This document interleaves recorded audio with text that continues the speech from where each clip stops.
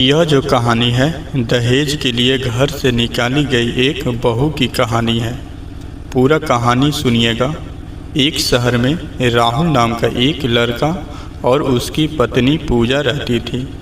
शादी को अभी कुछ ही महीने हुए थे। शुरू में सब कुछ ठीक था, लेकिन धीरे धीरे घर का माहौल बदलने लगा। राहुल की माँ अक्सर पूजा से कहती थी, तुम्हारे पिताजी ने शादी में कुछ भी ढंग का नहीं दिया है सामान, हमारे रिश्तेदार क्या सोचेंगे। पूजा चुपचाप सब सुनती रहती थी। वह सोचती थी कि समय के साथ सब ठीक हो जाएगा। लेकिन एक दिन राहुल के पिता ने साफ कह दिया, अपने मायके से 2 लाख रुपए और एक बाइक लेकर आओ, तभी इस घर में रह सकती हो। यह सुनकर पूजा के पैरों तले जमीन खिसक गई। उसने धीरे से कहा, पिताजी, मेरे पिताजी गरीब हैं, वे इतना पैसा नहीं दे सकते हैं।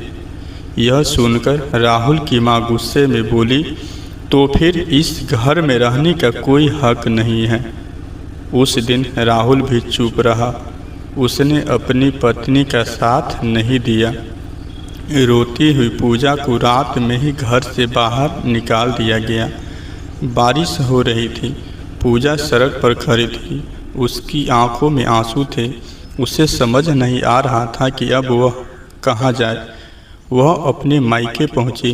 उसके पिता ने जब बेटी की हालत देखी तो उनकी आंखों में आंसू आ गए। लेकिन पूजा ने हार नहीं मानी। उसने फैसला किया कि अब वह खुद अपने पैरों पर खड़ी होगी। पूजा ने पढ़ाई की और कड़ी मेहनत करके एक सरकारी नौकरी हासिल कर ली। कुछ साल बाद वही पूजा एक बड़ी अधिकारी बन गई। एक दिन राहुल और उसका परिवार किसी काम से उसी ऑफिस में आए जहां पूजा अधिकारी थी। जब राहुल ने पूजा को उस कुर्सी पर बैठे देखा तो वह शर्म से सिर झुकाकर खड़ा रह गया।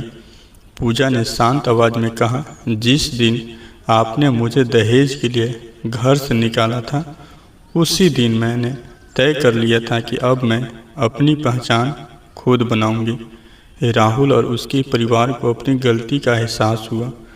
पूजा ने उन्हें माफ़ तो कर दिया, लेकिन वापस उस घर में जाने से मना कर दिया। उस दिन सबको समझ में आ गया कि दहेज के लालच ने एक घर को जो है तोड़ दिया है। इस कहानी से सीख यह मिलती है कि दहेज लालच है और लालच हमेशा रिश्तों को तोड़ देता है। अगर अच्छा लगे वीडियो तो लाइक कीजिएगा, न है तो चैनल को ज़रूर सब्सक्राइब कर लीजिएगा। धन्यवाद।